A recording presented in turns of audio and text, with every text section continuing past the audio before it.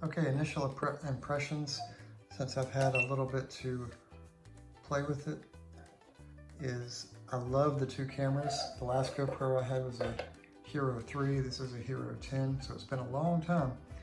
But having the two screens is pretty amazing. I think it's really neat. The touchscreen also is really cool, but boy, you gotta be really careful with how you touch these buttons. They're very sensitive. So, wide angle is amazing though. It's really, really wide. Very cool camera though. So I tried the GoPro Hero 10 with the ultra wide angle, and you have to agree, it has a very, very wide field of view. Hope you enjoy it. Can't wait to make more videos with this awesome camera.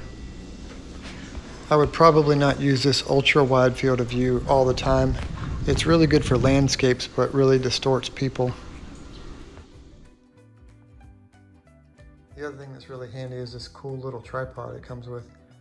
So you can just push it down, or you can turn it into a handle, or extend it up for a selfie stick. So it's pretty neat. Hey neighbors, nice to see you.